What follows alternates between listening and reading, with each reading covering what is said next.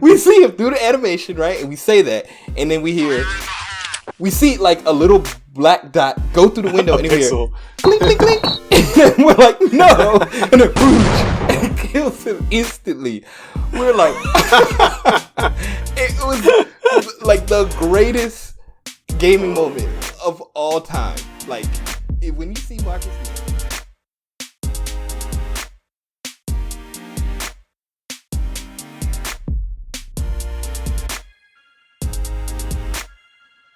Hey, everybody. Welcome to another episode of Super Agile Brothers, Super Agile Bros.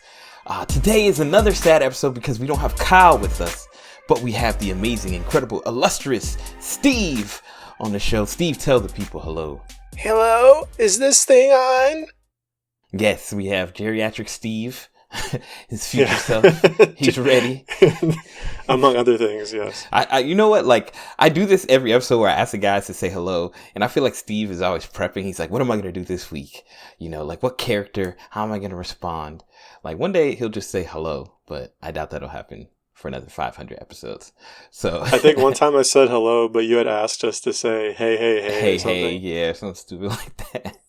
Yeah. So, so today's episode is going to be fun, as always. They're always great. Good time. Today we're going to be talking, so I guess we're going to talk about game development theory, gameplay theory, game development, games in general. It's funny because so Kyle's not here today, and we want to talk in the future about some games that we've been playing and some different things we've been doing, but Kyle's not here, so we're like, hey, we're not going to talk about it yet. We're going to wait for him to join. And so I was asking Steve, I was like, yo, Steve, what should we talk about this week, you know? And he was like, game theory, right? So Kyle was like, well, I was, I guess, maybe asked for clarification, and then Kyle was like giving his thoughts of what game theory was.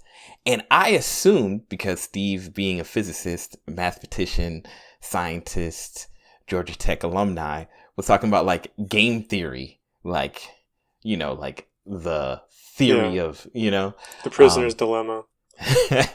But no, we're not getting that deep. We're gonna get more into like games, and in particular, this is Kyle gave us a little bit of prompting on what direction we should go.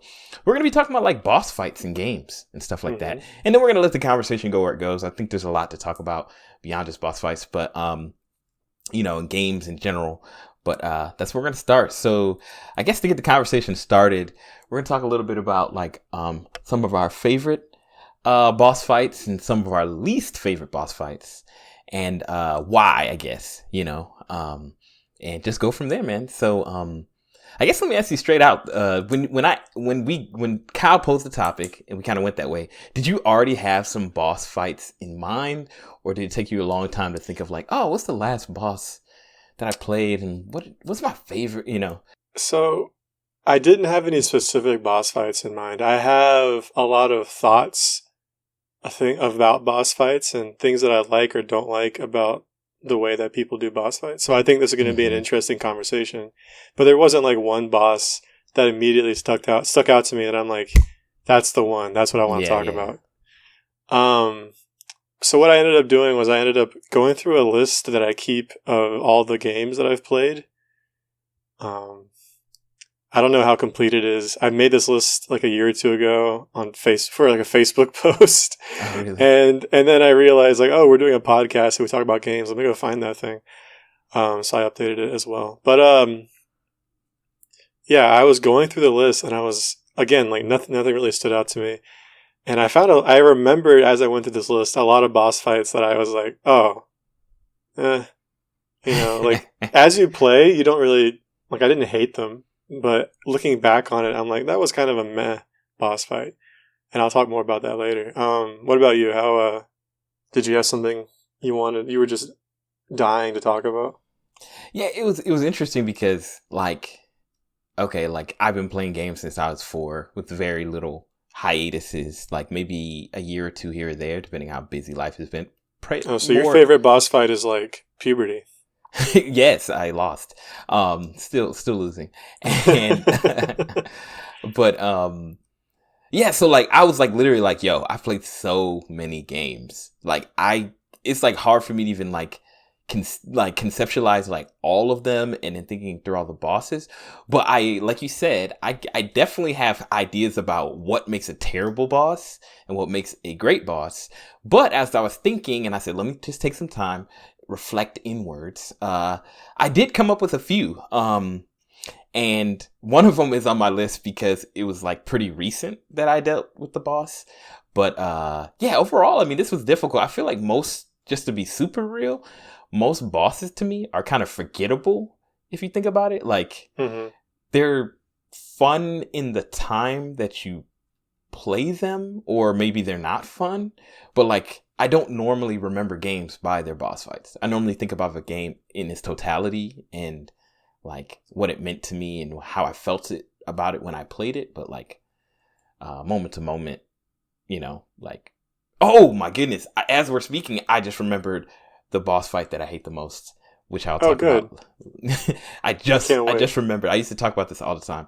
So let's start with this. If you have any in mind, what would you say is like one of your favorite? Just name, I have a few, so in no order, just name one that one of your favorite, and I'll name one, and then we'll just kind of go with it. We'll just flow. Sure. So, have you guys played this game called Knack?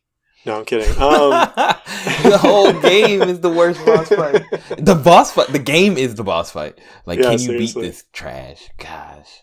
No, but seriously, I'm looking through my list, and one thing immediately stood out to me. It's this game called Katana Zero.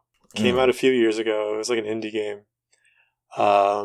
It's a game that it's like a side-scrolling hack and slash. You play kind of like an assassin, and you're going through these 2D levels, and you fight against thugs and bad guys. And the idea is it's one of those like one-hit death games. So like if anyone shoots you or hits you, then you instantly die and start over, like that little level. And you have to just perfect, the run as you go. So there's one boss fight, and this is, I will say, minor spoilers for this game, by the way. And this game actually has like a somewhat decent plot. So if you ever plan on playing this game, if it sounds interesting to you, please be aware of what I'm saying, or be wary of what I'm saying. Skip like 3 minutes ahead or something. Yeah, just skip ahead until you no longer hear my voice. But there's this boss fight against a character who I don't remember what she was called in the meantime, but I looked it up and she's called the Headhunter.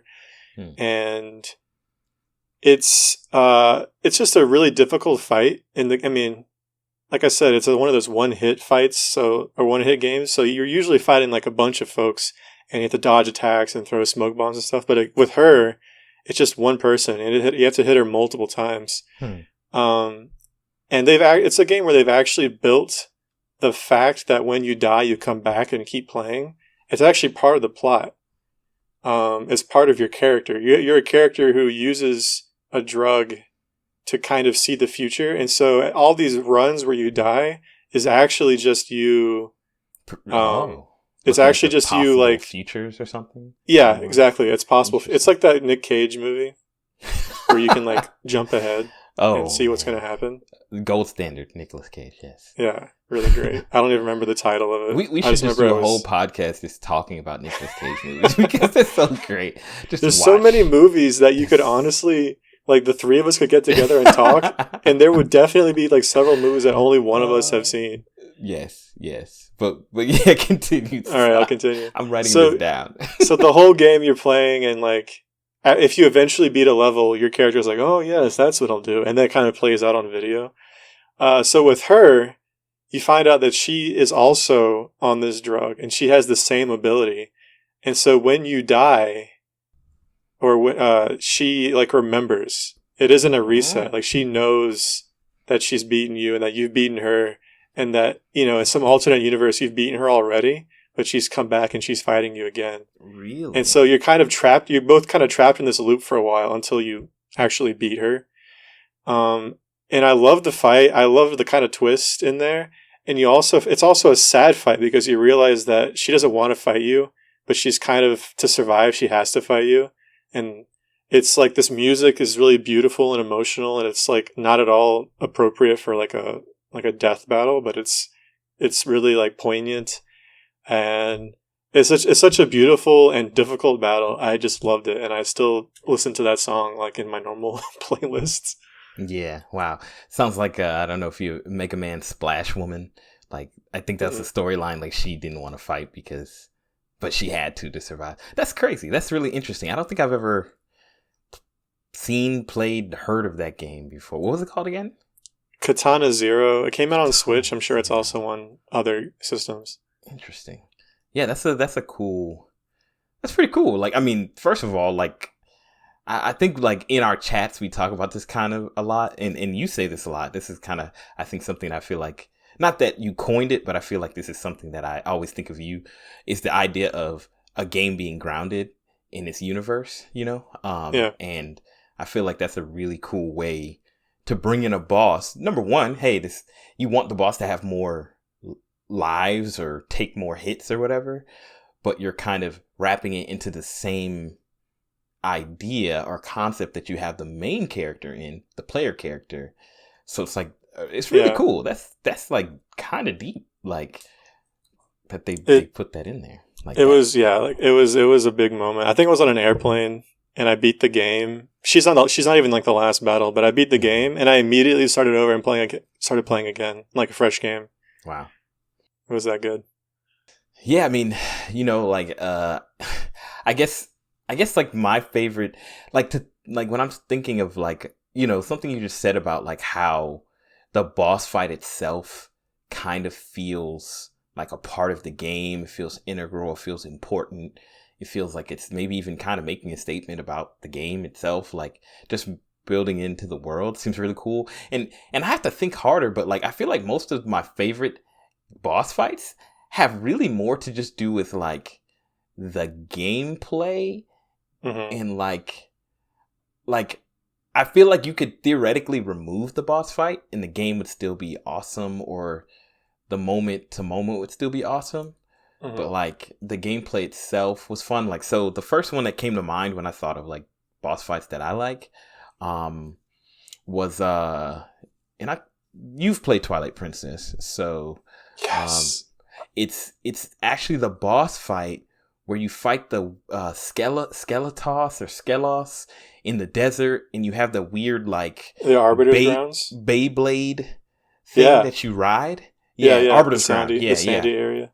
Yeah, man, I love that boss battle just because of how unique it is. Because to me, I've always loved Zelda because of the new items that you get, right? Like I remember playing Ocarina of Time and be like, oh man, I hated seeing that my inventory was getting full, because I just love getting a new weapon, if it's a new magical arrow, if it's a claw, whatever it's called, the shooting, the hook shot, or the claw shot, or whatever it's called in later renditions.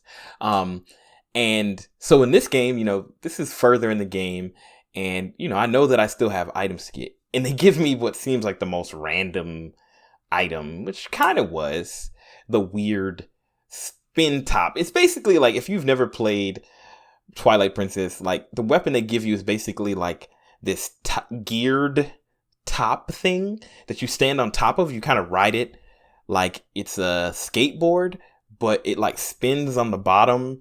Yeah, like it really is like a giant Beyblade. Yeah, it's like a giant Beyblade, and you just ride it. And it's really cool. And I think one thing I keep thinking about, like as we have these conversations, is how much I enjoy movement in games. And to me, it was like just fun. Like, you know, as you play as Link, you're normally just on foot. You might once in a while ride your horse, but this one was like a very different way of moving, and it was fun. So anyway, you're playing through the dungeon and you get to the boss. And man, the boss was so fun because it was like, you first started like in this sandy pit, and he would like come out, I think, and like attack you. And so you'd have to ride around and like do your attacks on the spinning top thing. And like, and the movement was like, and it kind of homes in like kind of like a Sonic attack. And then like when it gets to its next phase, which was kind of one of my favorite phases, also because it felt so cinematic, I guess you could say, was like a big tower comes out of the sand, and it has these grooves. And I was you have to ride up the tower. Yeah, as I was mentioning, it has like these grooves that are kind of gear looking, and you ride up the side of the tower as he attacks you. right? But you kind of have to like dodge his attacks and like, whatever. Yeah. But it's like cinematically you're going up the edges, the side of this like cylinder, this really tall tower, and you make it to the top and then you fight him. I don't know, like that's cool. It was just fun. Like it just felt like a mini game almost, I guess a way to say. Like it didn't really necessarily feel like it could have been in any game, but like the way that it was like Zelda, the pacing was different than all the other boss fights where you just kind of like shoot an arrow in Goma's eye, or you stab the thing 12 times or throw a bomb in its mouth. It was just so different. Yeah, I just remember just really, really enjoying it. It sounds like you remember that boss fight. I don't remember it being super frustrating at the time, but maybe it was, but I just enjoyed it a lot. Yeah, I was going to mention essentially every boss fight from Twilight Princess or from the Wind Waker is like top notch. Yeah, I think Zelda and funny enough, another one of my favorite boss fights is in Wind Waker. It's the final boss when you fight Ganondorf, and just the sword play that they had, like in Ganondorf's movements and everything, just was super fun, and like he seemed like a master swordsman because no one could stand up to you. Like even the Dark Nuts, you could just roll behind them in one swipe, they lose all their armor, and then they're just open to get hit. This man would be blocking your moves and like swinging his sword around and turning it. Like it really felt like you were fighting a Jedi. Yeah. I think that's the best way to put it. Like it really felt like he was like predicting your moves and like parrying you, and like you were trying to like break apart his defenses just to get an attack in.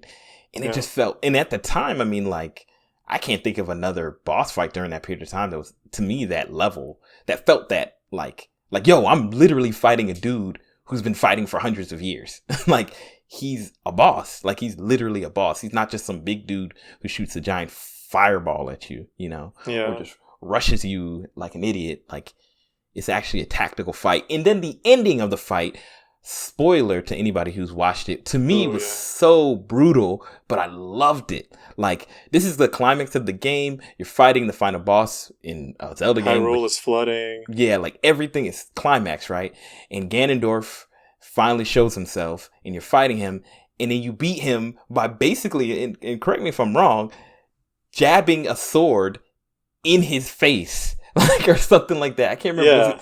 You like jump, you do like a jump and like jab it in his face or something like that. And I just remember being like, yo, this is raw as a kid. Like, and then he turns to stone. Yes, man. Sick, It was pretty sick. Like one wonders what happened to that stone afterwards. That's a good question. I mean, the Zelda universe is just so. It's huge, yeah. It's like they love. It's like they love telling short stories, and they like connecting them loosely, but not really, So yeah, like I guess I have one more favorite boss fight that I can think of. Do you have another one? I could talk about a few. Yeah. I can bring up, so kind of in the same vein as the Headhunter, there's a battle in Celeste against your darker self near the end of the game. Mm-hmm. And I think I like it for a lot of the same reasons. It's and this is, I think, different from most of why I like bosses. I'll talk about it later. And this game was like, the boss fight was, the gameplay in Celeste is that you're basically just running and climbing and avoiding, you kind of, as you play, the stages become more difficult and you have to time your jumps and perfectly navigate through like pixels of like spikes and stuff, like really, really precise stuff. It's all about precision and timing in Celeste. And this game was actually a little looser than some of the levels that you've had to beat to get here. Sorry, this boss fight was a little looser. But it was basically just a difficult section of the game. Like there wasn't anything special going on gameplay-wise. But you're fighting against your darker self. You're trying to accept each other, and she's not willing to accept you. And so you're like, it's like you're fighting to talk to her. You're chasing her, and she's trying to get away from you, and she's putting all these obstacles in your path, and you're just blasting through, and she shoots a laser and you dodge it. And the music that's playing is like, epic like energized Enya, and like, you know, there's it's the cave that you're in is collapsing and all this stuff is falling, and so it felt like it had a lot of similar energy to the Katana Zero boss, where it's like, oh, this is a poignant moment. This is a character development happening. This is like the end of the story. We're close to it. And then there's like a resolution, like a major resolution after you beat that part of the level. And it's really satisfying. For totally different reasons, I gotta bring up my man Sephiroth from Kingdom Hearts 2. Oh, from Kingdom Hearts. You thought I was gonna say Final Fantasy. That is yes. Sephiroth from Kingdom Hearts 2. This man caused me so much pain and suffering, but it was such a fun boss. And like the music, of course, this man has like the best theme music, and I would just crank it up. And I was in my neighbor's house playing on his PlayStation 2, and like his family would break for like lunch, and I would just leave the game running and come down and eat lunch with them. And you could hear the music coming from upstairs, and they're like, "Steve, could you please like turn the TV off?" It's like, come on, Steve. Like, bro, come on. I can't even say it's like a great boss fight. It just has so many memories for me, and yeah. Yeah, no. I feel like one of my and as I was listening to you talk about your favorite boss fights, it reminded me of kind of like my favorite boss fight, not because they were super fun, but because they felt really meaningful to me as a player personally. Right. Bloodborne. Okay, so Steve, you've played Bloodborne before, and I've played like 5 minutes. Remember, you were teaching me. You were teaching me that I'm too impatient. Yeah, it's definitely a game that you have to like the first like level is like 5 hours of gameplay itself. Even though like later when you get to the point where you understand the game, it takes you like 5 minutes. But like getting through it the first time is so difficult because you're trying to understand the enemies and all this stuff. So like Bloodborne, just like Dark Souls and all the other games, are very punishing, right? And there's like consequence to like when you die because you lose your souls or whatever they're called. Mm-hmm. So you can level up and blah, blah, blah, blah. So you got to be very cautious. So everything is meaningful. So after you beat like the first level, basically, like maybe it's not the first level, but the first swath of like enemies and like kind of make a loop back around to like the save point, basically the first level, you kind of run into one of your first bosses. And at least for me, the first boss was like this weird priest guy, Father Gascony. And he's like in this graveyard, and it's just like, I've never played Dark Souls or anything like that. So to me, I'd never fought. First of all, like Bloodborne's like artistic design is so crazy, and like just what's the word? Lovecraftian, you know, and ooh, yeah. You know, the enemies are scary and oozy and big and just feels really uncomfortable. Very dark fantasy. Mm-hmm. Yeah, and you fight this guy in a graveyard, and then like he just hits super hard. He's like, you're trying to figure out all his tells, you're trying to figure out what his movements are, and then like you beat half of him, so you feel like you start to beat him and you're like, yeah, I got this. And of course, like every boss fight, he has another form, and his second form just murked me, like absolutely obliterated me. And I was like, what in the world? And it's like one of those situations where you're like, yo, I've took this long to beat his first half of him. Like, how long will it take me to beat his second form? And like beating that first boss was so meaningful to me, because it was like, this is one of the hardest bosses I've ever fought in my gameplay existence. That doesn't feel like a cheap boss, which I will talk about with worse bosses a little bit later. But like, it felt like I honestly was like a better player. You know, I actually bested him. And then later down the road, another one of my favorite bosses was, her name was Vicar Amelia. Basically, like, she was this weird, like, ghost girl woman who seemed to be, like, cursed, who turns into this giant, like, when I say giant, like, giant white wolf creature with long, dirty, dangly hair and giant nails and blood. Like, it's I've seen her, yeah. so terrifying. And I actually have the recording. I'll share it with you, Steve. I think it's on YouTube or something. I have it somewhere where I fought her. And I'd been fighting her for hours and hours, and I was just getting whooped and whooped. And I finally started to find a strategy, right? And this is like my first time ever, like, trying to stream anything, record any gameplay, anything like this. And I'm playing on PS4, and I'm finally making progress. I got a pattern. I'm doing good. And I literally have her down to where you cannot see her health on the health bar. And I'm getting hyped because I'm like, yo, this is the one. And she just does a combo on me and takes all of my health away. Bruh.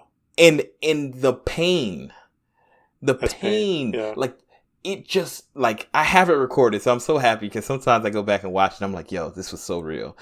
But, like, for some reason, the lows of the boss fight in that game made the boss fights that much better. Because when you beat them, it felt so cathartic. You know what I'm saying? Oh, like, of course, yeah. You know, that's so like the hook for those games. Yeah, it really felt like I earned it, you know, versus like I gimped it. Because I don't feel like I could find a way to gimp those bosses. They did such a good job. So we talked a little bit about some of our favorite boss fights. Do you have any worst boss fights you can think of? Or that you came up with yourself? In all seriousness, any of the boss fights from Knack. I guess there were boss fights. Like, to me, the whole game was so garbage. Like, I guess there were boss fights. Yeah, you'd fight those big mechanized things, or the giant eyeball at the end. The giant eyeball at the end that you with the like. It's one of those horrible mechanics where you have to like time it and not get shot. But basically, for anybody who's never played the Knack 1, like, I don't know what it would be like to play the game by itself, but me and Steve played the game together, like co-op, right?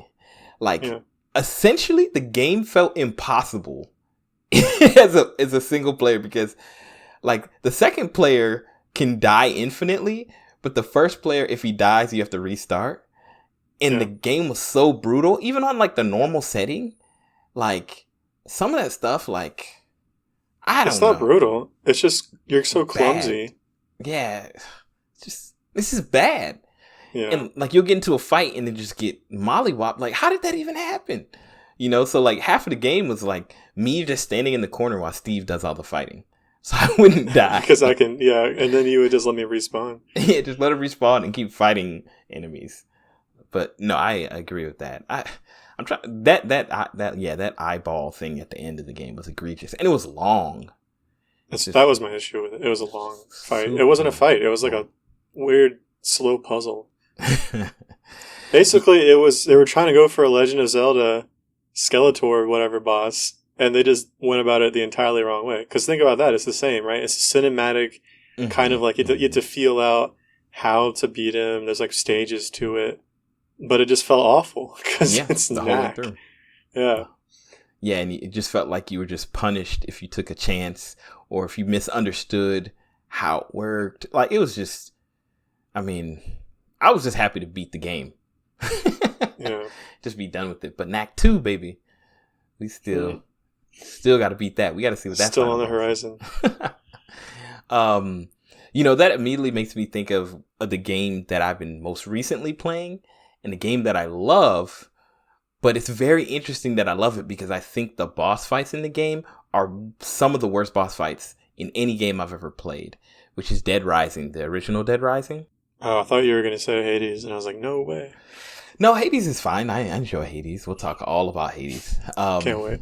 But, in Dead Rising, the bosses suffer from what people talk about where the bosses are perfect.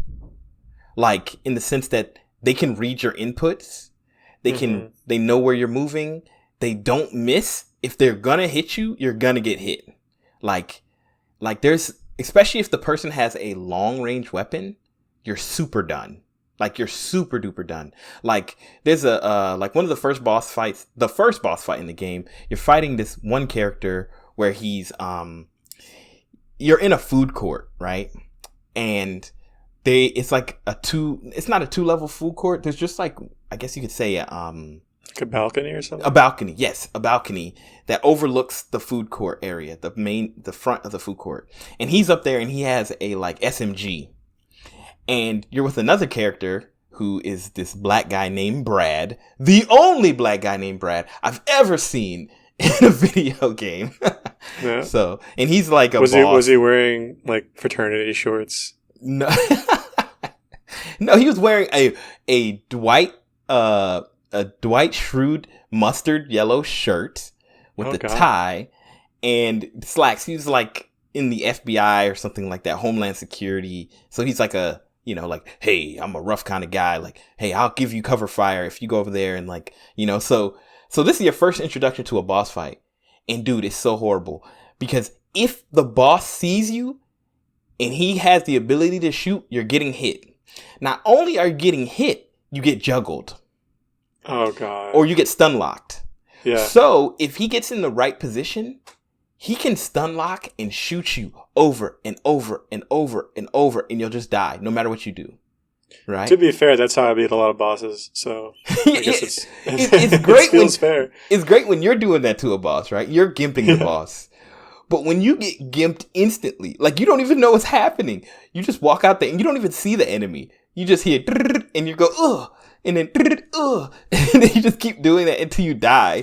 And you're like, what just happened? And this game is not super like forgiving, right? It's literally save points. It doesn't have checkpoints or anything. So if you didn't save like right before that, you have to redo everything that you did before that to get to that. Can you save from a menu? Or No, you can only save. There's like save spots. Yeah, you can only save at certain locations like bathrooms and in your hideout. And they're all like some distance away from where you are. Right. And if you're really just starting a game, that distance is like pretty brutal. Like it's not like a simple, you're going to take damage when you get there. So anyway, all the bosses are like that. Like all of them. And I don't want to spoil the game, but all I'm going to say is the last boss, and do you care if I spoil it? Because you probably... I don't care, personally. Okay. I don't know. First of all, the story is just ridiculous, but it's great at the same time. At the very end, you're fighting the military. Okay. For a lot of different reasons. And in the most unreasonable boss fight, so this is why this game is brutal and horrible. Because you get save points, but they're very spaced out. And in the last part of the game, it's a linear experience. And it's also time-based, a lot of the game. So sometimes you get in these situations where you have limited amount of time and blah, blah, blah. So anyway, so what precedes this boss fight is you have to kill some zombies, fight some enemies who have machine guns, which can be stun lock you and basically kill you. So you have to gimp them, which by this time you probably figured out how to gimp them. So you gimp them and you get in this car and you're trying to escape them all. A tank rolls up on you from the main leader of the commander of the army. And first of all, that whole boss fight is not hard. It's just obscenely long and repetitive. Like their health bar has like 10,000 hit points. In every bullet, you have like a turret on the back of your car. Each bullet is one hit point. And then it just sends out drones and it shoots a laser beam. It's like a super annoying long fight. Oh man. And if you get out of pattern. So yeah, anybody just listening now, we had like a little bit of technical difficulty. Steve lost his connection in the middle of there. So I'm just going to continue where I was at. So basically I was saying is like in this boss fight, you have this long, like drawn out tank battle where you're on a Jeep. And it's like a long, like series. It's probably like 15 minutes before you get to the final boss. And the final boss, you're fighting him on top of the tank that was chasing you. And it's hand-to-hand combat. Now, let me tell you one thing about this game. You spend about 0.1% of your time fighting hand-to-hand in this game. Right. You're always using a weapon. You're always if it's a gun, a pipe, a foam hand, whatever. You always have a weapon. You're never like unarmed. Yeah, you're never unarmed. And if you're unarmed, it's desperation.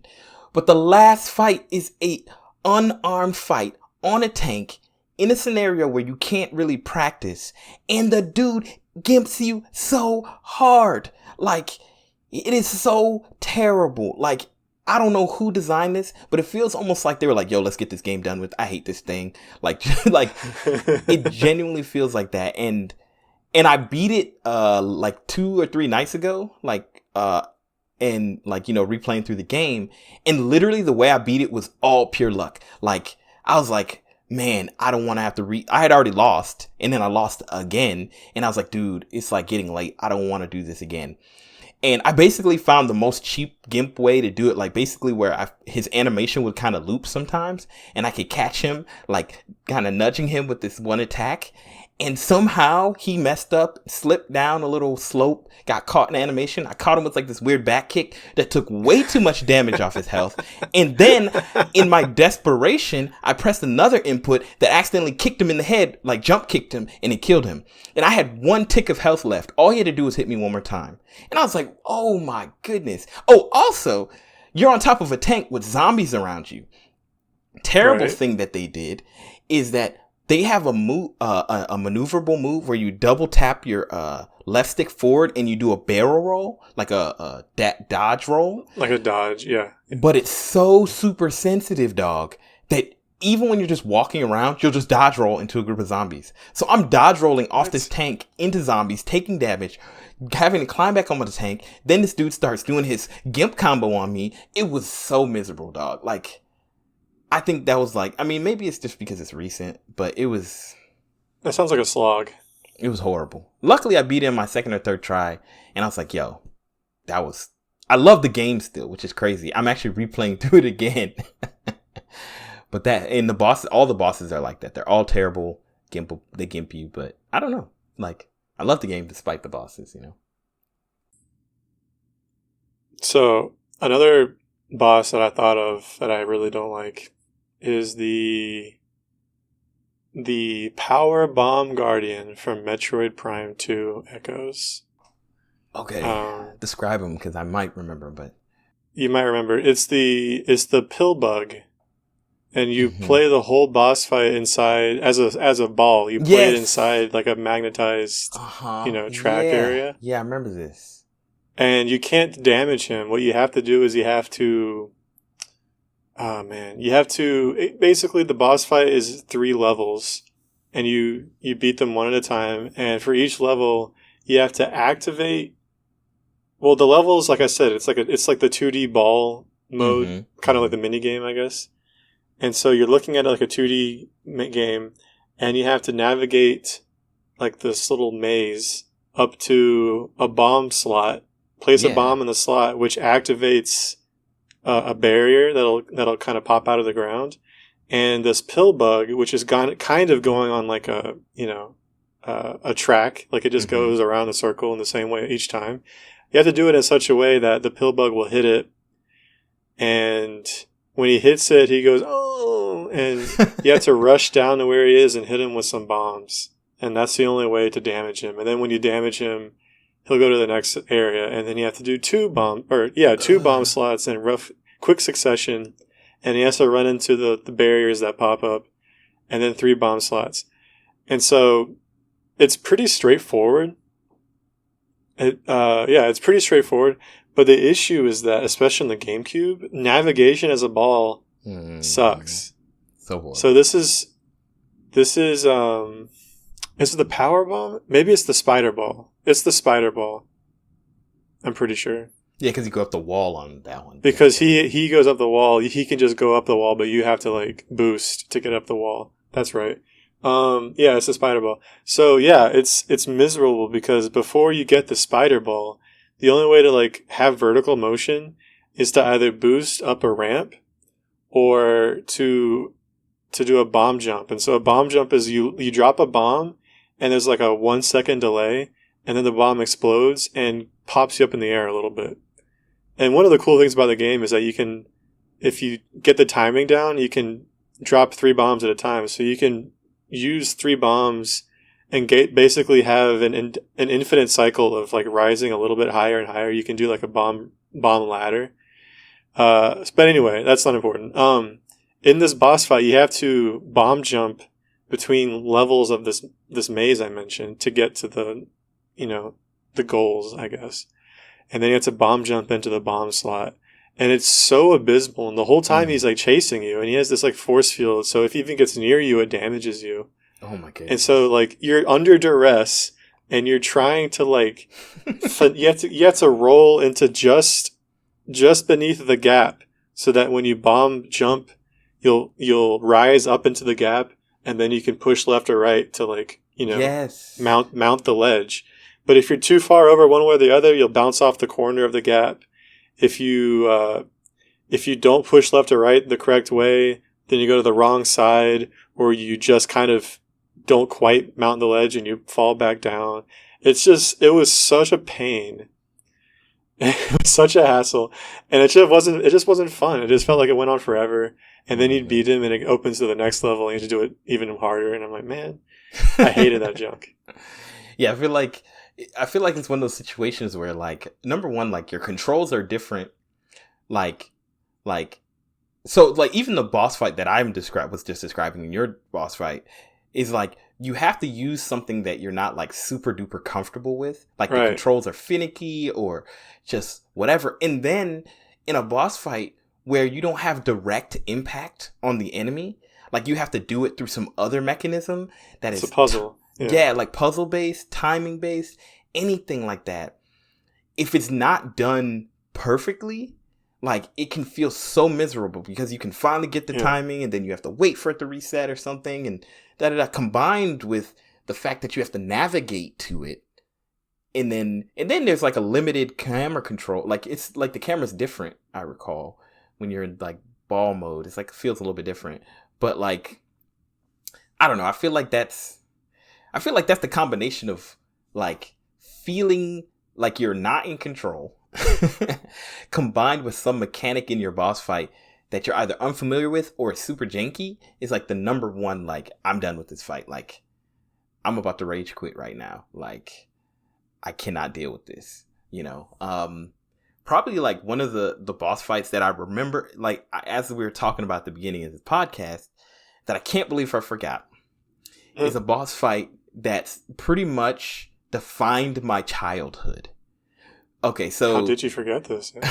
So when I was a kid, we had a Nintendo, an NES, and we had a few games. And like, we had Mission Impossible, we had this random soccer game, and we had Ninja Gaiden 2. And Ninja Gaiden 2 is basically a side-scrolling game, kind of not a beat 'em up, but it's like side-scrolling, and you throw like ninja stars and you like stab with your little sword, like, and it's very, very difficult. It's a pretty difficult game.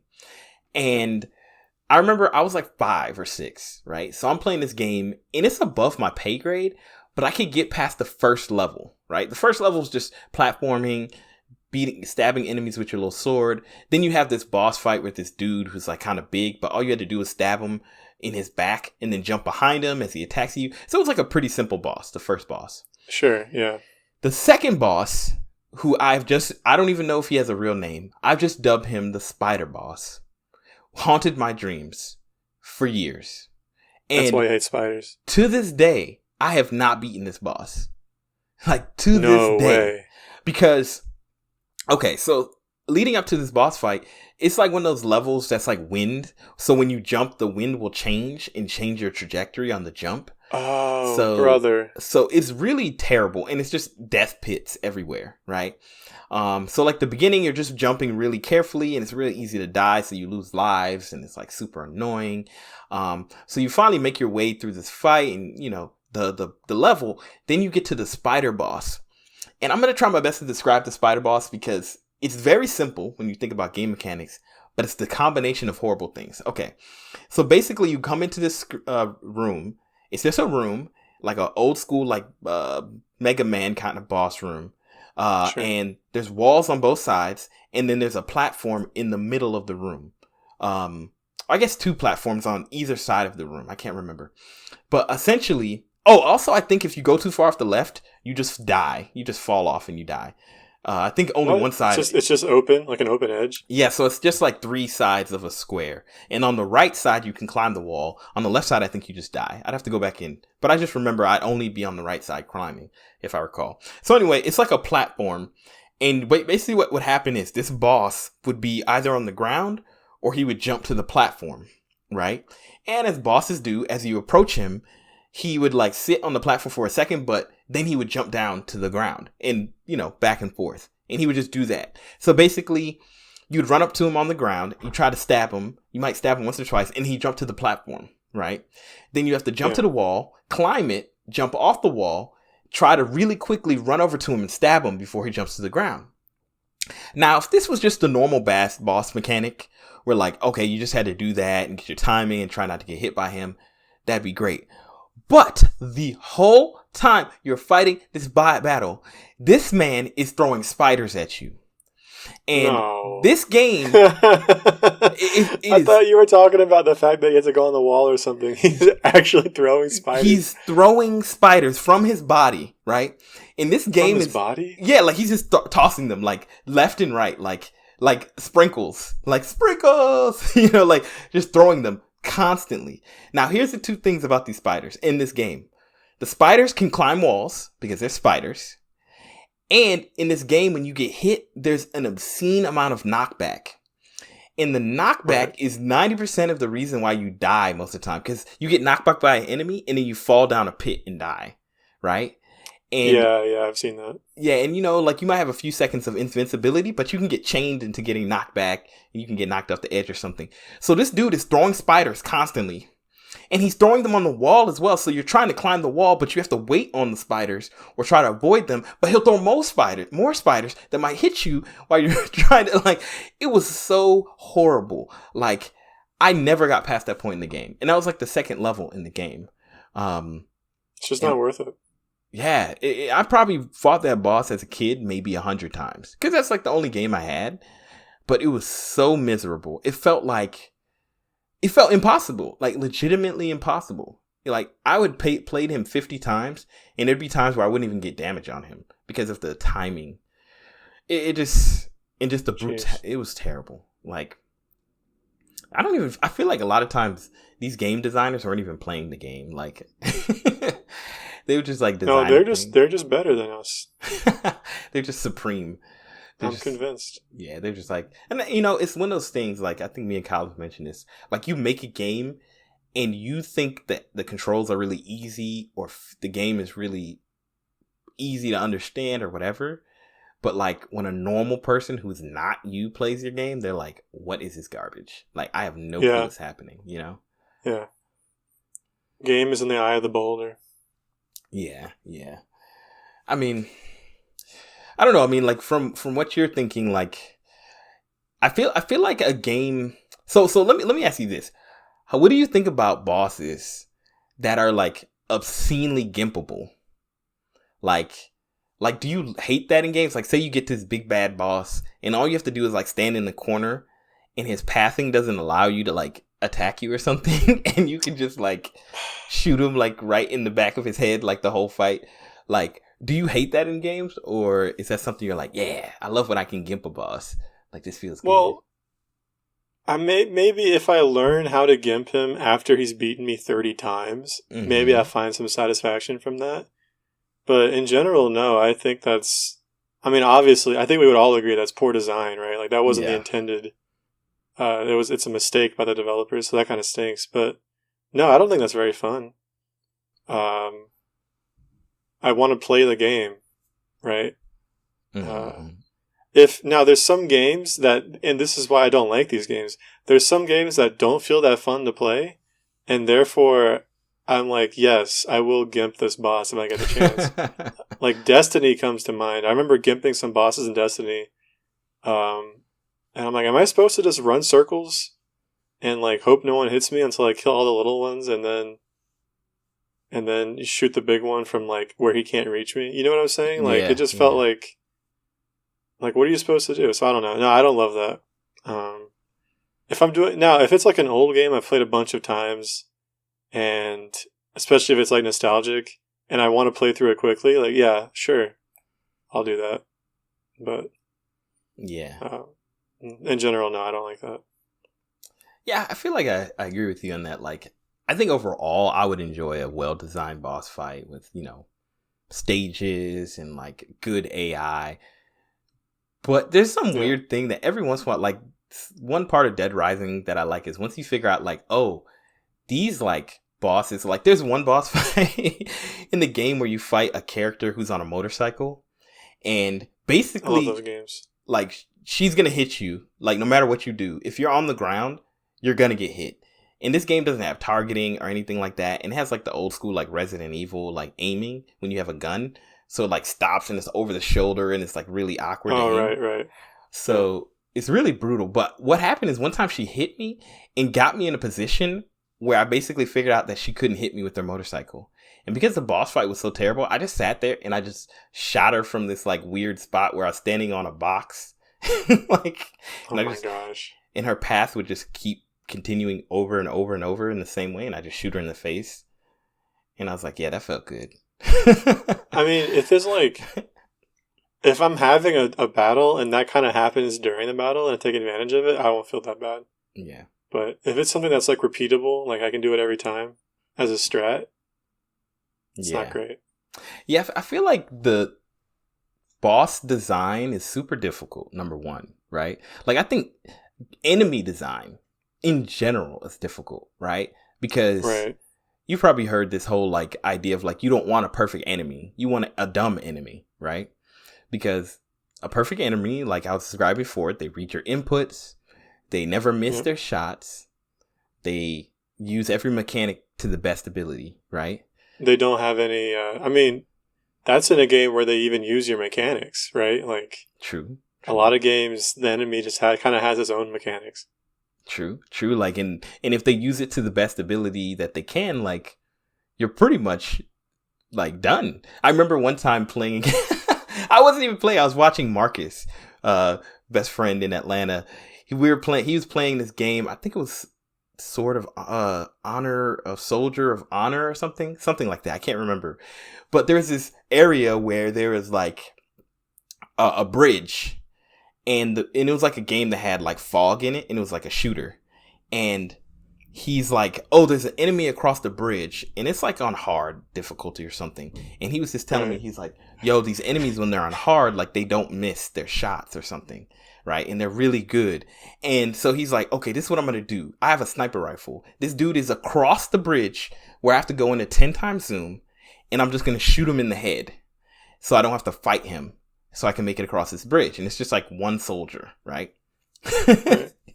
So basically on the bridge, it has like little outposts, like, you know, like stations where a soldier would stand.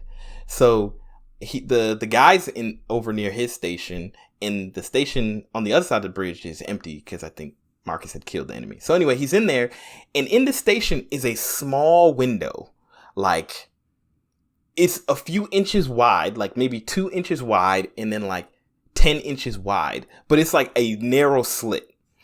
So Marcus walks up to the slit. He like 10 times zooms on the enemy across the bridge, and he takes a shot. Pow! And it misses. And like... the enemy like alerts, like whoop, and turns and looks at him, right? And we're like, oh, dude, he saw you. Now you have to fight him for real. And all you see in his scope is the enemy just do an animation of what looks like he's throwing a grenade, right? No, you're kidding. You're like, did that man just throw a grenade? Like, we were like, there's no way this man gonna hit you with a grenade from across the bridge through this little window. No joke, bro. We see him through the animation, right? And we say that, and then we see like a little black dot go through the window, and we hear clink, clink, clink, and then we're like, no, and then boosh, and it kills him instantly. We're like, it was like the greatest gaming moment of all time. Like, when you see Marcus next, bring up that, like, hey, Brad was telling me about this moment where you're fighting an enemy across a bridge or something. And he got killed by a grenade. He's going to, my details may be slightly off because I was watching him play it, but it was so hilarious. We died laughing for a solid 15 minutes. Bruh. Dude, that reminds me, I've told you this already, but I'll recount it again. I might have even have said it on this podcast, but my first time playing the Breath of the Wild, Legend of Zelda Breath of the Wild, I encountered a Lynel with no warning. Mm. So like near the beginning of the game, it kind of points you towards a Lynel, and it's like, oh, save us from the Lynel. This was not that. I was off script. I was doing my own thing, and I found this guy in a clearing next to a cliff. I think I remember this. Continue. Yeah. And so he wrecks me a few times, right? Like, it's a Lynel. I don't have any weapons that really will hold up to him. I'm still not good at the mechanics, so I'm like dropping my shield and like I go in swinging and I do like 1% damage, and then he hits me back and I die because it's like a 15 hit damage, or 15 damage hit, and I have 4 hearts. I'm not prepared for this fight. And so at one point I respawn and I'm like, you know what? I'm just gonna leave. And so and he has a bow and arrow, right? So when he's not rushing at me, if I get outside of his like close range circle, he starts sniping at me with his bow and arrow. And a couple times I'm trying to climb this cliff to get away from him. A couple times he like almost hits me. And I'm going higher and I'm moving left and right. And somehow he's missing me. And I get to the top of the cliff and I'm looking down at him. And I'm like, great. Like, I'm above the range of his arrows. He can't like hit me from up here. I'm not going to worry about it anymore. And legitimately, it wasn't just like, all right, I'm safe. I'm going to go my way. I was kind of taunting. Like, I was so mad about what had just happened. What you gonna do? You can't do nothing. Yeah, like you can like zoom in on the game in the game. So I'm like zoomed in at him, and he's looking up at me, like he's making eye contact with me. And I'm like, neener. And I see him pull his bow and arrow out again, and I'm like, really, dude? Like, what's wrong with his AI? Why is it busted? And I see him pull it out and string an arrow. And he pulls the bow, and then he's pointing up, like, towards me, but then he keeps pointing higher and higher, and he's pointing basically straight up, and he fires up in the air. And I'm like, no way. There's no way that, like, this game has, like, arrow physics that the arrow will come back down on me. There's no way. And so I start backing away from the edge of the cliff, and then it's like, it starts raining ice bombs. Like, I don't know how many arrows he shot, but it wasn't arrow physics. I was right. It's not arrow physics. It's like its own special attack. Only the Lynel can do this. And so I'm like zigzagging. I'm like, how can he still see me? And I escaped with my life, but that was yeah, that wasn't really technically a boss fight, but it really felt like one at first. That's so hilarious. I feel like I'm trying to think of instances in games where, like, a normal enemy, like, that's like just does this thing, it kind of feels like its own boss fight.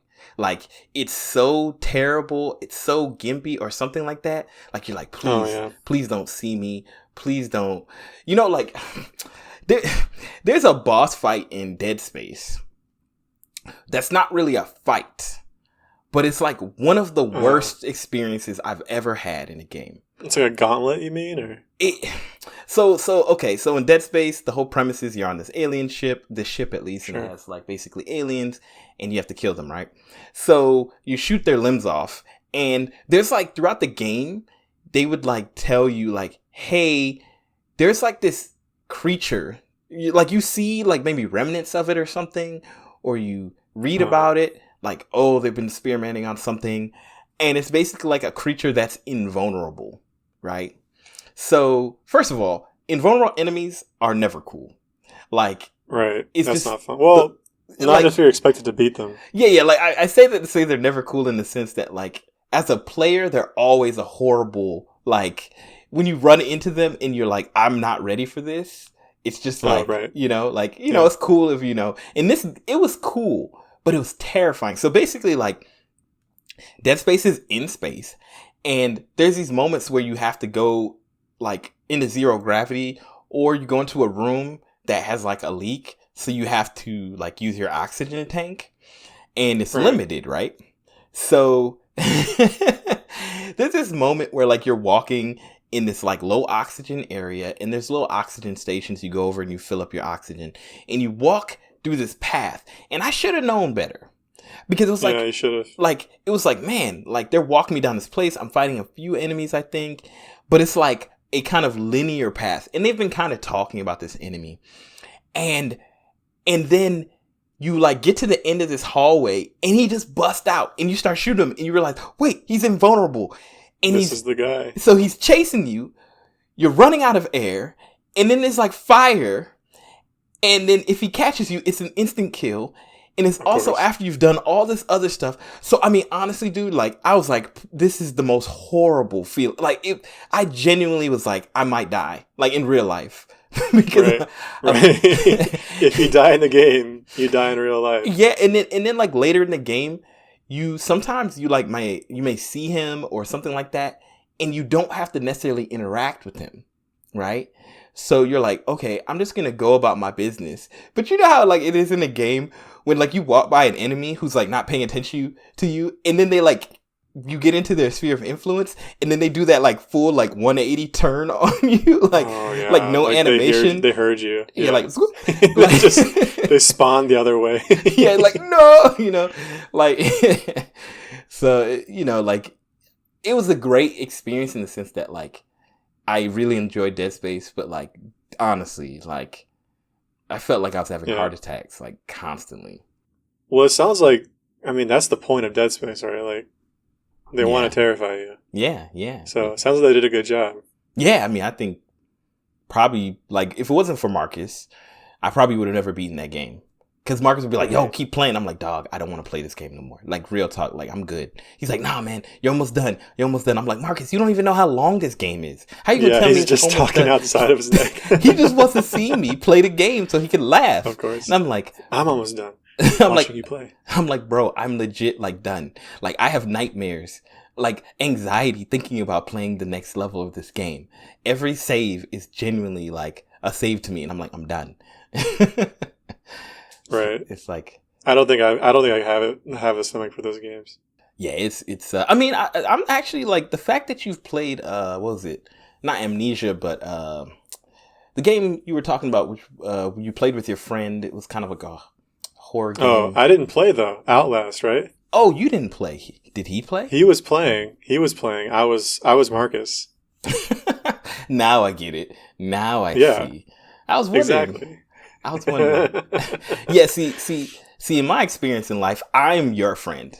Like I'm always the guy who plays it because for some reason, as much as I'm against doing things, I'll still do it. Like, like it's. I think he actually likes it, to be fair. Yeah, I think it's like somebody who enjoys like dangerous activities. Like, there's some adrenaline, and they enjoy the adrenaline, right? Like. Mm-hmm. Like I enjoy roller coasters a lot because I like riding them in the front on the first time because I know I have no clue what's going into it, and I know nobody wants to ride in the front, and the front is always the worst, especially on big hills, and it excites me. It's good times. I have stories to talk about like when it comes to certain scary games, like in experiences I've had, but like I feel like AI in games, I feel like, nowadays, like, games are really good about it. Like, they're super complex and they're, like, almost human-like, But, like, I just remember all the old games were just, your boss was literally just, like, I'm going to follow you and I'm going to shoot my weapon at you. And, hopefully the weapon doesn't, like, have a good targeting system, Like, I don't know. You know what I'm excited to play, actually? Talk about horror games, is Alien Isolation. I bought it. I think I might have downloaded it already, actually.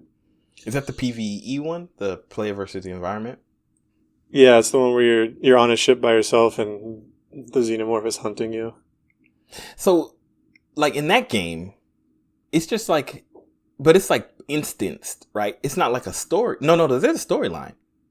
There's a story, yeah. It's like a first person single player adventure. Interesting. And you're basically, think of Dead Space, but that invulnerable guy is the only real enemy. Yo, so it's just like one long form boss fight. Kind of. There's other enemies. I've seen a few clips where like you're fighting the androids because of course. Yeah, alien androids are always evil, but yeah, that's the premise, and it isn't. From what I understand, it's it's like it's not none of it is like scripted. Maybe not none of it, but most of it isn't scripted. So there's an actual AI who's actually, pathing around the station trying to find you. Just using and he could show up. Wow. Yeah, and it has a really complex and sophisticated method for sensing you, or for not sensing you. So, it is an AI, so if they wrote it wrong, it would just always know where you are. But like, when it comes down the hall, you have to hide under a desk, because it might not realize you're in the room if you're lucky. Yeah. Yeah. It's cool. It sounds awful and terrifying, but I actually kind of want to see.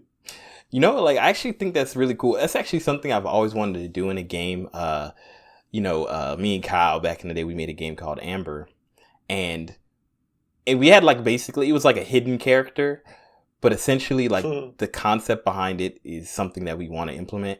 Basically, we had this thing that we called Murder Bear, and yeah. Essentially, the whole concept and the reason it came up is that I was telling Kyle, yo, let's make, Amber's this adventure game, you're exploring, whatever.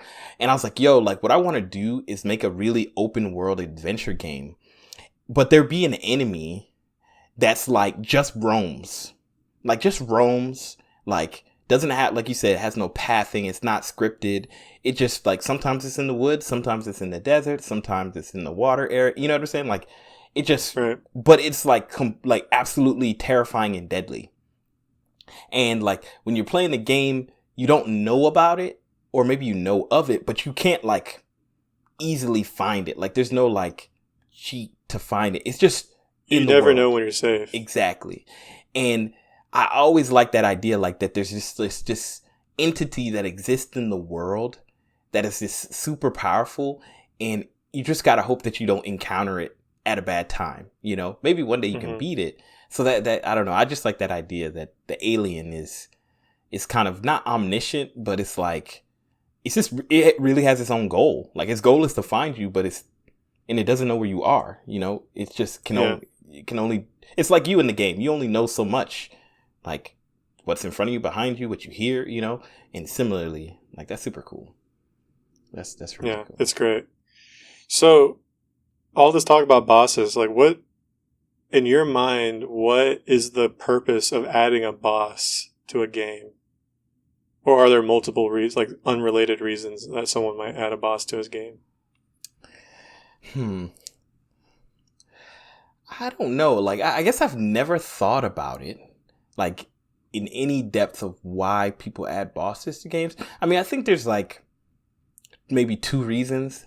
One is from a narrative standpoint, right?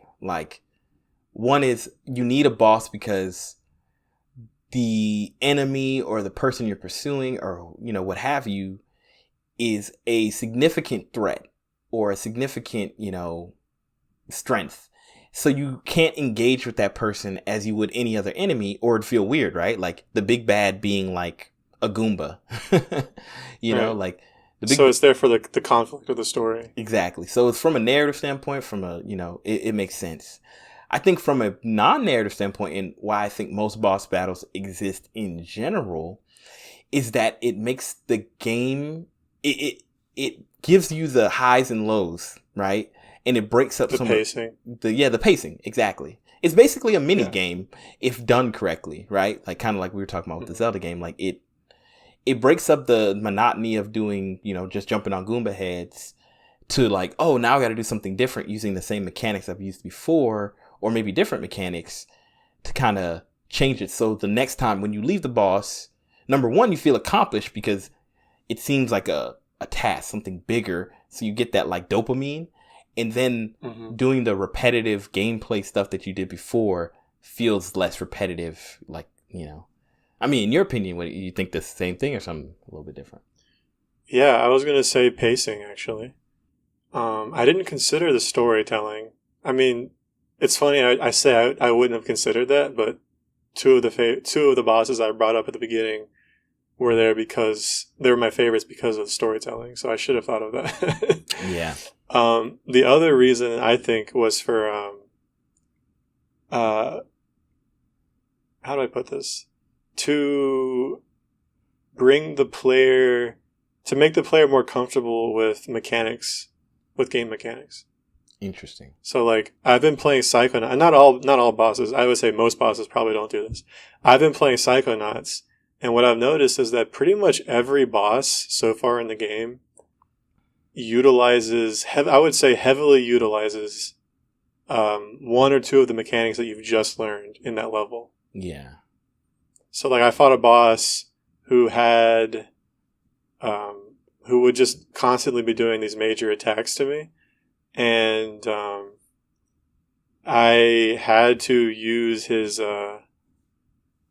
own attacks again. I had to use the shield that I had just gotten and started using.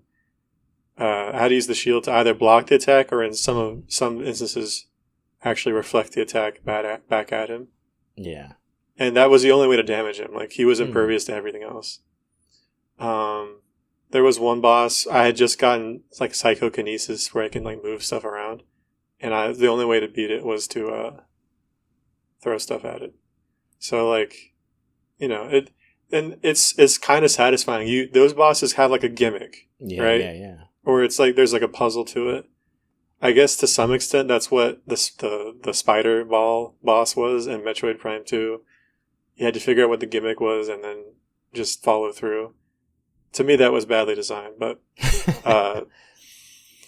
yeah, the two bosses that I liked from Katana Zero and from Celeste didn't have a gimmick. It was just normal gameplay. Yeah. Well, let me ask you this. I think about like Mario Sunshine. Any Mario game, they usually have a gimmick. Yeah. That they're trying to teach you. So yeah, I think that's pretty fun. It's fun when it feels satisfying and natural. That's real. Well, let me ask you this. When you finish those bosses, right, you learn those abilities like psychokinesis and all this stuff. Were you able to use those abilities against enemies in the future, or were they like isolated to those boss fights? No, they're open use. In fact, I learned them before the boss fight. Like you learn it at or near the beginning of the level. You use it throughout the level, and then you use it in the boss fight. Ah, okay. See, the reason I asked is because one of my biggest complaints about some of the Zelda games, as much as I love them, is that sometimes they'll give you an item that is very, very specific use, right? Like, an arrow, you can use that on pretty much anything, a sword upgrade, bombs, but then they'll give grapple hooks. Yeah, like you can use them, but like something like the little thing we were talking about, the little gear Beyblade thing, it's like, it can't be used the same way. So like you have this really cool boss fight, but then essentially that item or that thing becomes moot, or like just useless. And that kills me. Like, I'm like, yo, like this item is so cool. Like, like I don't just want to use it for this boss fight. I want to use it on all the enemies. I want to all of a sudden, be able to like feel like, oh, enemies that I was fighting in the past feel even more easy to fight, more, right. More options. Yeah. And there's definitely games that do a great job with that. Like, Metroid Prime, like as you go through and you upgrade your weapons and you might use them against a boss, your rockets or your bombs or whatever, they make other enemies previously like nothing. But I don't know. I just hate it when you only use that. You learn all that stuff for a boss fight and then you never get to use it again. It's like, oh man, that was fun. But yeah, and that's not just for boss fights. It's also, I think, really disappointing whenever you have an item that, even if it's, how do I put this?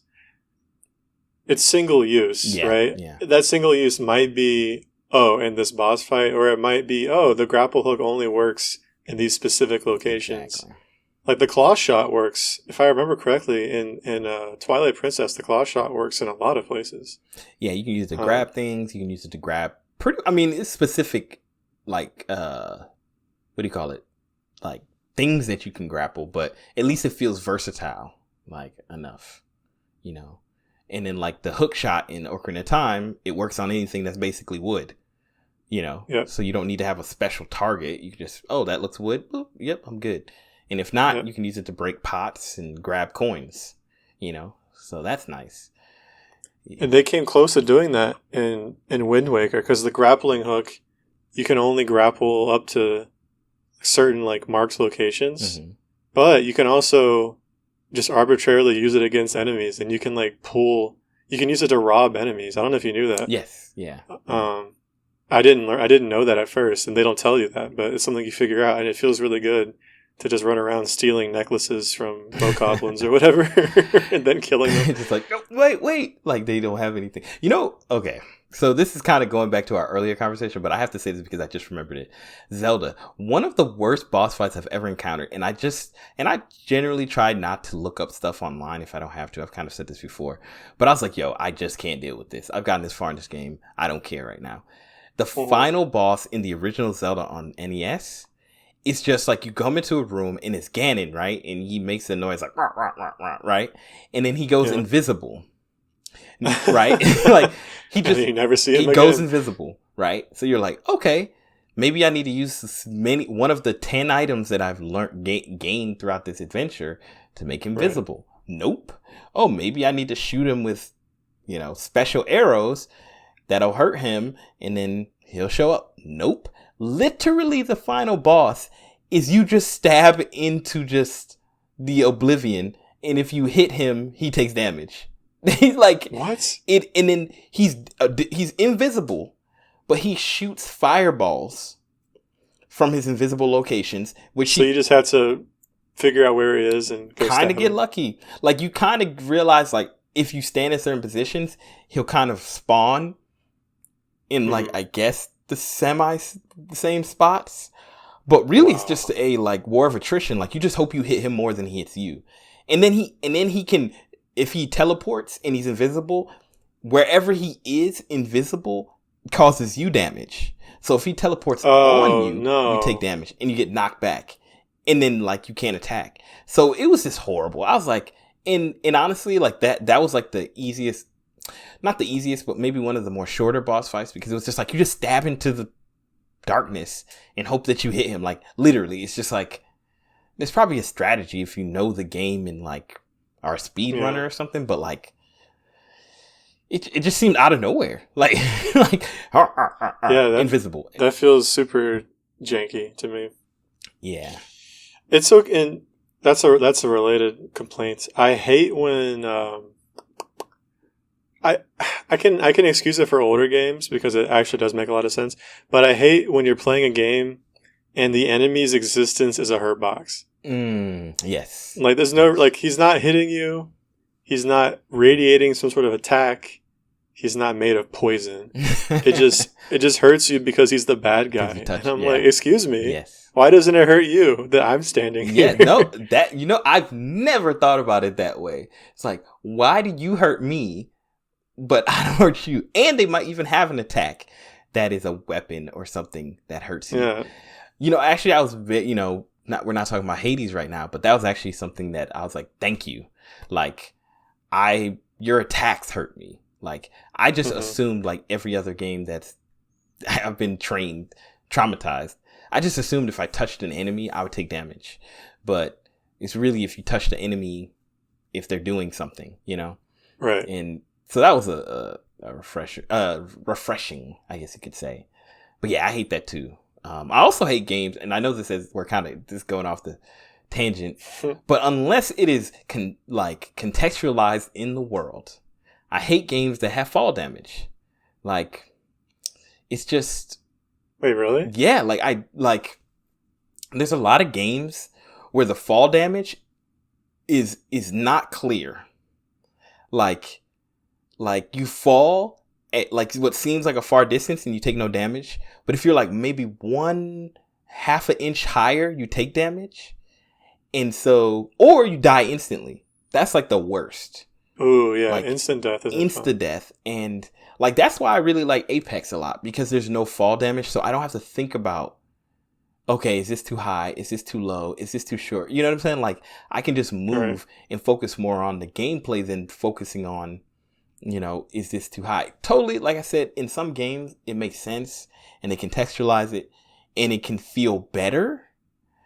But to me, like, I don't know. I just don't like that. So, like I played a game where an enemy, like they can hit you up in the air, right? And then you get like put into a state where you're hurt And then like, because the game is badly designed, you kind of get back upright and then you fall, you die because it hit you up and like you died or something stupid. Like why?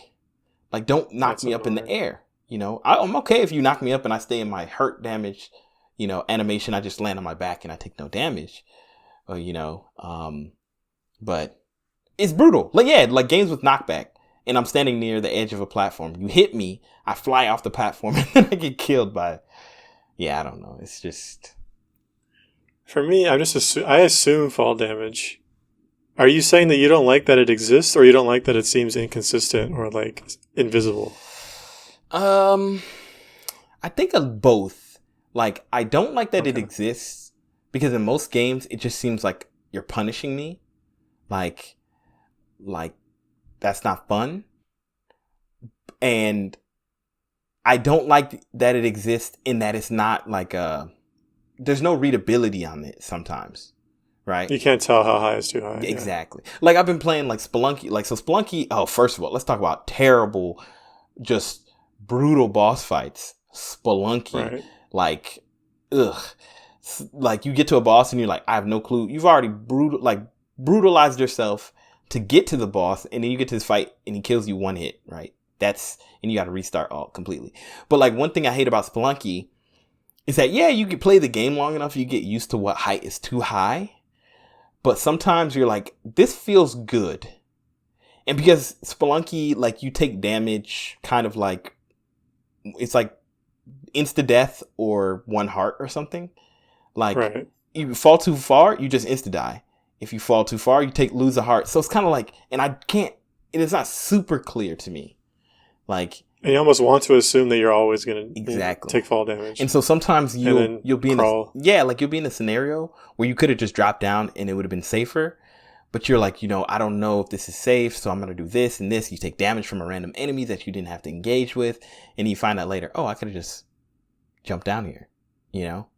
Jeez. I don't know. I don't know if that's annoying. Yeah. So I don't know. I feel like it's one of those things where I feel like unless you find a way to like make it readable, which is pretty difficult in a game, I don't like it in general.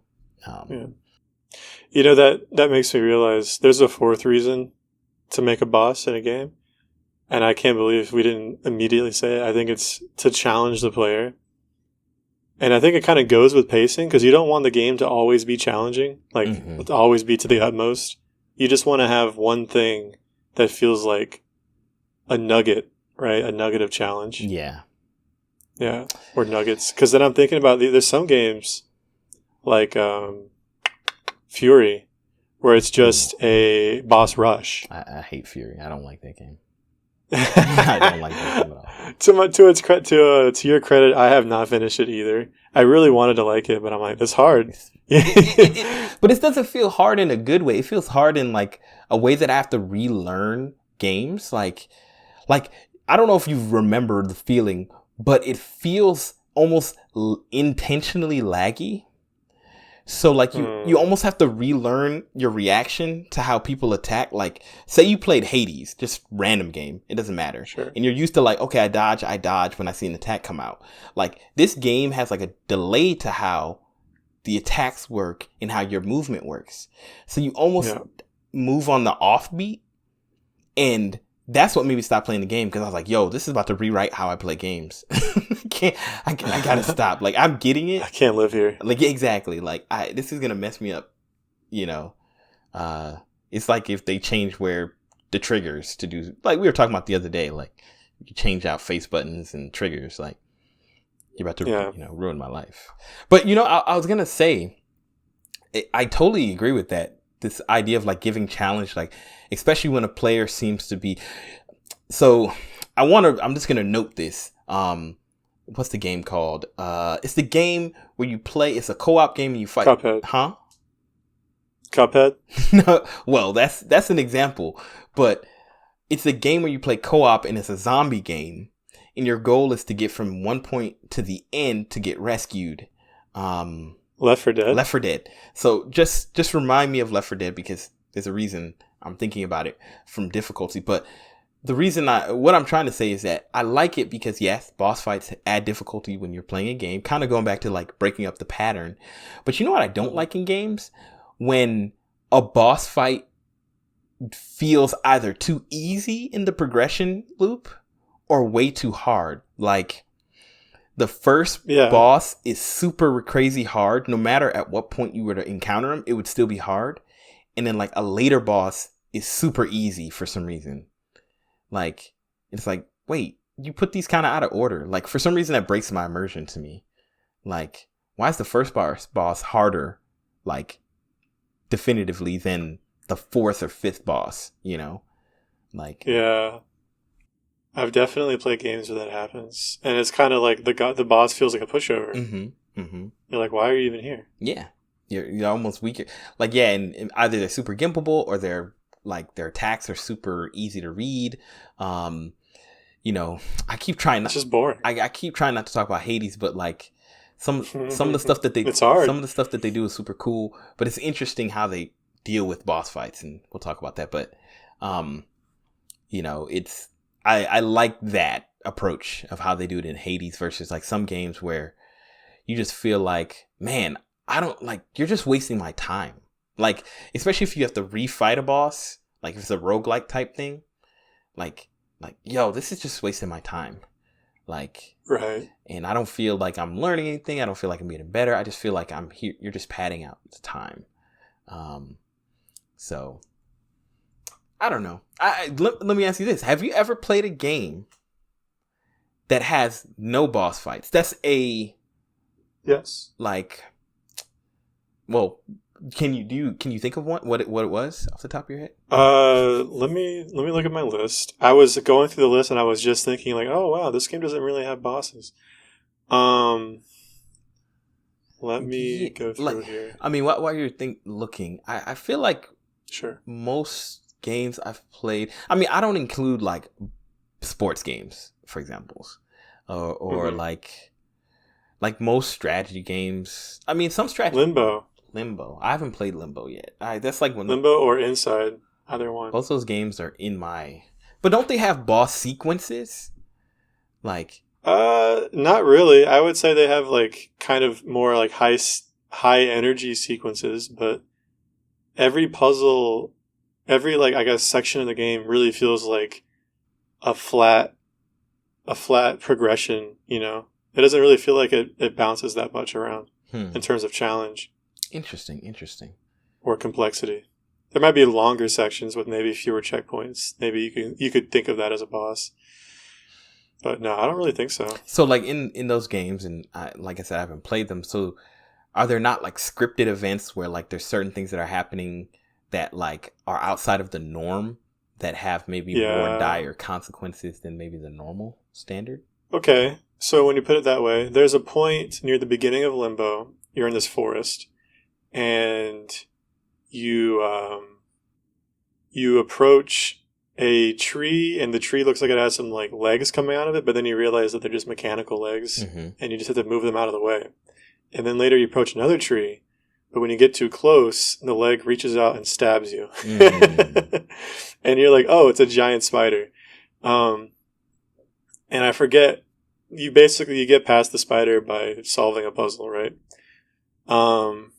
But that's like later, the spider catches you and you have to get away from it, and you're like being chased by it, and eventually you like, you know, it chases you like over a cliff and it dies or something silly, and so it feels like it's high tension, like, oh, there's a living thing that's actively chasing me, and that happens a few times in the game, but the gameplay doesn't change. It's not more difficult. It's not like, you know, it's not a higher challenge. It's just, you're still solving a puzzle with or without duress, you know, and you have to be precise because in Limbo everything kills you. Okay, well. So the fact that there's a spider chasing you makes it feel scarier. So maybe you could say that's kind of like a boss fight, but you don't actually play the game any differently. Well, that's an interesting point, because you know what we didn't do, and not that we should have, but like we never defined what a boss fight is, right? That's a good point. You know, like, you know, for any person who plays games, you know, like oh, this is a boss fight, you know. So, you know, I'm interested to hear what your definition is, but mine is like, to me, it's kind of like any engagement in a game that is either like separated from the standard gameplay, meaning like, hey, it's a room, you get locked somewhere, or if the enemy has a different type of like health system.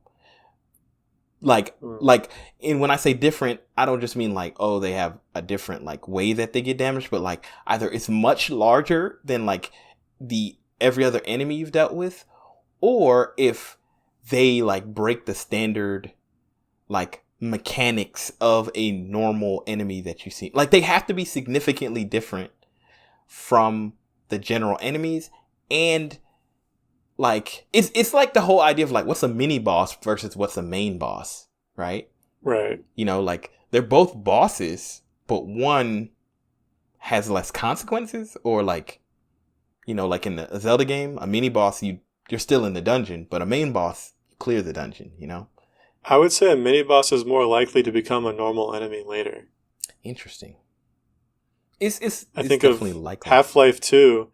In Half-Life 2, there's a moment where you know, you're being chased by this creature, and they're talking. The NPCs with you are talking about it. They're like, "Oh, the hunter is coming," right? And you can hear it in the distance.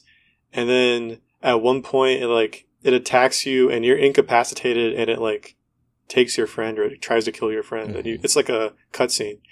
And so it's building up to this moment later in the game where you're alone and you're in this kind of abandoned house, and it basically just busts in this window, and you have to fight it. And it's kind of a gimmick to it, but you can just shoot it to death if you're talented enough. Yeah. But then later in the game, and it's this big moment, right? Like you're like, oh, cool, I killed the hunter, great. Later in the game, they don't become common, but you see a couple more hunters, and they'll be in packs, or they'll be like kind of spread out throughout the game. So that was like, to me, that was a mini boss. And it was, I mean, it was a mini boss. I almost want to say it's a boss. Half-Life 2 doesn't really have bosses. So that might be like as close as you get. Yeah. No, that makes sense. That makes sense. Yeah, I've seen that in games. Even in the original NES Zelda, you're one of the bosses for beating a temple or a dungeon ends up becoming a mini boss in another dungeon, you know, which is interesting. It's like, oh, like you've downgraded, but now like it's like, oh, you should be better at the game, so this fight should be easier and you have better equipment. Right. So, you know, so I mean, I guess what's your definition of a boss fight? I guess mine was kind of terrible, but I'm trying. Yeah, I want to be vague because my initial thought is, oh, it's a hard fight, but not all games are really set up that way. I would say a boss fight would be, like you said, an engagement, a conflict that is presented in such a way that it's meant to be more. That's either it's either more challenging, or it introduces, or like it depends on a specific kind of gameplay, like those puzzle games I've been talking about, or those puzzle bosses, or it's just presented by the game in such a way that it's like, wow, like this is conflict, you know, this is like it seems more important because of the way the game gives it to you.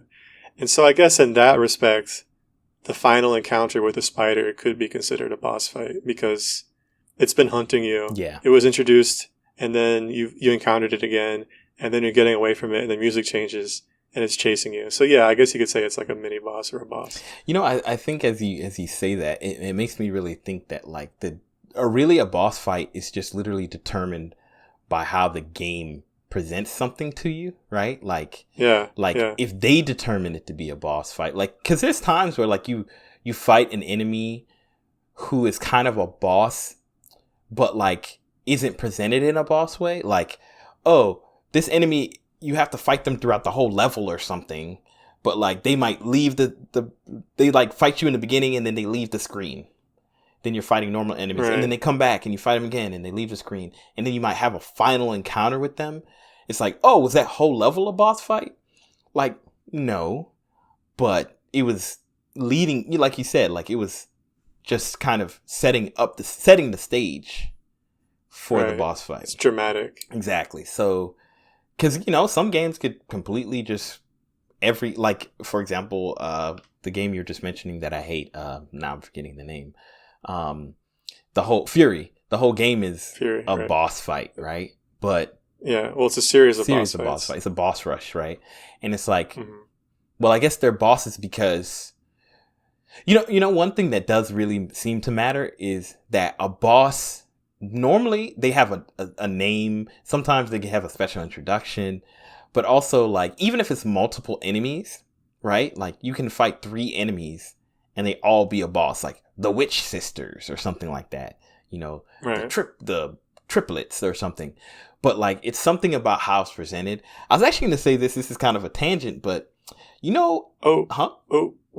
more thing I'll add to my definition. Yeah. A fight that I already mentioned the ability or the fact that it might depend on some like game mechanic they're trying to dig in. Part of that, I think, would be any encounter or situation that wraps up a level or like an area of the game.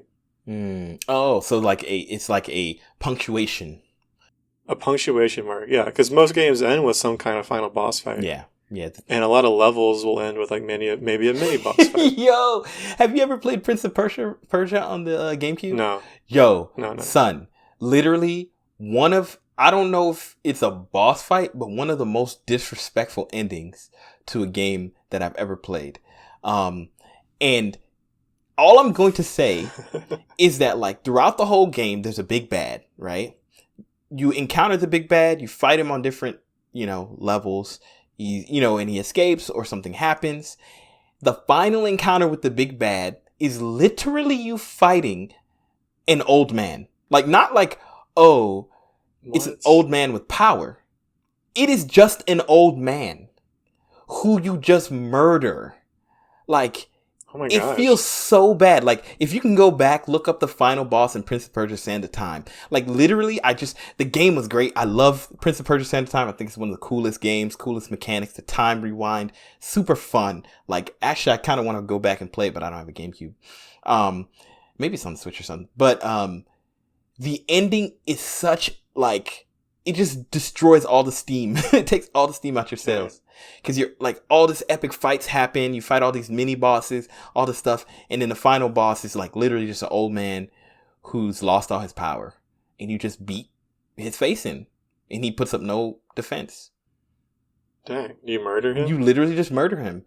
And oh my God. And I get it from a narrative sense because like how the sequence of events happen. He loses his power or whatever. But they should have just ended it there. I don't know why they cut you to this scene where you're this overpowered Prince of Persia fighting literal old man. And then the game ends. And you're like... That's super weird. Yeah, it was one of the weirdest endings. One of the weirdest boss fight. Really strange. I don't even know if you can call it a boss fight, but... Yeah, look it up on YouTube. I'll try to find a clip or something to send it to y'all, because... It was, especially as a kid, and I got it for Christmas, and I was hardcore playing it, and I was having fun, and then I felt almost like I was the villain at the end for murdering him. But that wasn't like a game, that wasn't like a theme in the game up to that point, was it? No, it was just that, like, this guy has super magical wizard powers, and he's doing all this stuff, and you're trying to stop him, right? Like, from taking over the world. And you stop him, and then you fight him in his normal human form. it was very strange. Very, very That's strange. super weird. We're going to wrap up here in a second, but I want to ask you one question, because this is something that I really hate in boss fights. Wait. Yeah. Before you ask, hold that thought. Mm-hmm. I thought of a game that doesn't have a boss fight. Okay. Untitled Goose Game. I don't know if you played it. But I wonder, like it's like saying SimCities doesn't have a... Like, there's some games that just are different, Like experimental games. I mean, what kind of answer are you expecting? I mean, I don't know. Like, it's kind of like imagine playing a Zelda with that. I don't know. I think you're making a fair point. I guess it's like in my mind, some games I don't think about them as like even being something that I would consider having a boss fight. But yeah. That's definitely. I mean, that's interesting. I mean, They could have done something. They could have had like a harder puzzle, or like mhm. you know. Oh dang it! You know what they do? Have you played the game? No, I haven't. I've only seen it. I've never played it. There is kind of, dang it, I just realized it's kind of a boss fight. There's like a cool twist near the end that where it really well wraps up. It's the punctuation mark. It really wraps up like all the stuff that you've done, and you have to deal with all the angry people you've left in your wake. Yeah. And it's very like karmic. Huh. Dang. So there's. I stand corrected. I can't think of a game. I mean, I think you can. I think you're on the right path. That like in the sense that like there's some games that kind of like end, but they don't necessarily like end with a bang. Like they're just like, hey, this is the game. You know, like this is what you do. Yeah. Like puzzle games do that, of course. Sports games, stuff like that. Like it's kind of like I feel like it really has to service the game. Like you don't just throw boss fights in solitaire. You know, like it kind of has to make sense. And some of these hands I get, I feel like it's a boss fight in solitaire. That's real. Some of them I used to play not Mines not Hearts or whatever it was, the other game, King, the one like, and I'd play every single one. And my German teacher way back in the day, she was like, I've beaten every single level in that game or whatever. And I was like, yo, there's like 9,000 levels. She's like, yeah, I just play it every night. And I play like 5 games. I was like, and she was like 60. So I was like, you know what? You might have done it. Wow. But, so you had a question for me. Yeah. So I was going to ask you, and I'm going to share my personal opinion about it. And then I want to hear your opinion. But my opinion basically is I hate in boss fights in general, not all the time, when I have to fight little mini versions of something in the fight. Like, it really annoys me. Like, I just want to fight the boss, and like I want the boss to be big and interesting, and like sometimes it makes sense that like their attack is maybe creating an enemy, but like if they have the ability to create an enemy, I want to be able to like interrupt it, or like I want it to be, you know, like a little bit more. I hate in games where like their way of making a boss fight difficult is by putting a whole bunch of normal enemies on the screen along with like mobs. Yeah, like mobs along with the boss. So you're just getting gimped by the boss because you have to deal with the little enemies who gimp you. Like I've been in boss fights where I've been killed by the enemies, not the boss, because I have to avoid the boss. You know what I'm saying? I don't know how you feel about that. Like some games do it well, but I don't know. It's not something I enjoy in general. I don't feel badly about that. I mean, obviously, I'm sure depending on how it's done, it could feel really terrible, but the concept of it seems fine to me. I mean, if part of the difficulty of the game is maneuvering in a room full of enemies, right, then it makes sense that a boss would take advantage of that. Yeah. And for a lot of games, that would be the case where, yeah, sure, that's, a fair challenge. Like, I don't like it, but a game that I think does it generally well is Hades. I think some of it, I have some things I want to discuss later about some of the boss fights, but I think in general, I like the idea that like there's a particular boss, like the bone-headed thing that, has this the bone dragon or whatever it's called. Yeah. I like the way they do that, because it kind of feels like, okay, there's phases. I can't hurt him unless I kill his enemies, his little minions, but the minions are kind of a little bit separated from him, and he sometimes can shoot out little babies, but you can kind of deal. Like, I think that was a really good implementation. I just hate when it's like, yo, we're lazy. This boss isn't very hard. Like, in itself, we didn't put any interesting AI in it, but what we're going to do is we're going to put a whole bunch of like normal enemies that are normally not a problem to like just damage you to make this harder. So I don't know. Yeah, I think that when you said that, the first thing that came to mind was Hyper Light Drifter. There's 2 bosses that, I want to say maybe 3. There's at least 3 bosses that, when you're fighting them, they're like, big hulking dudes. And one of them is like a king, and he has this big old greatsword, and he's just cutting everything, like destroying everybody.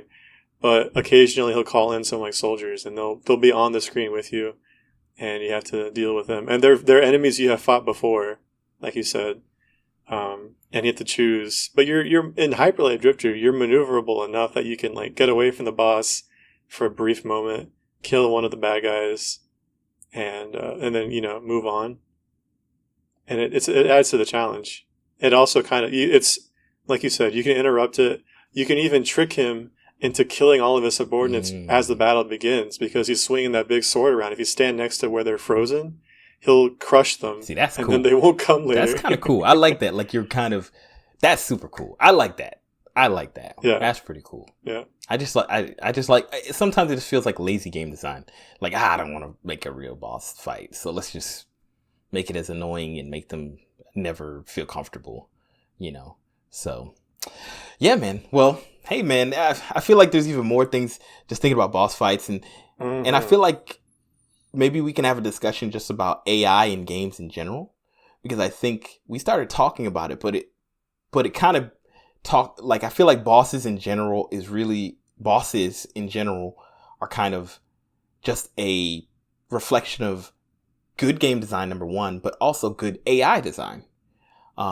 Because how you implement them. So I'd love to hear what Kyle thinks about all this. I know he has probably a lot of opinions. I'd like to hear what boss fights he likes and doesn't like. So maybe we'll do a part 2, but maybe just talk more about AIs in games in general, because that might be really cool. So I'd be down for sure. Cool. Well, I think it's about that time. Hey, we appreciate you for listening to this podcast. Thank you so much. Thank you, Steve, for your time.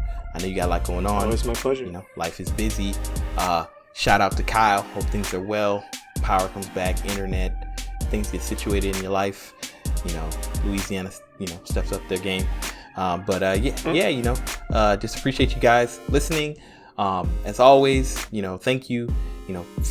Please, if you have any comments about what your favorite boss fights or your worst boss fights are, leave it in the comments below. Reach out to us. But it was great talking as always, and look forward to seeing you guys next time. Y'all take it easy. Peace.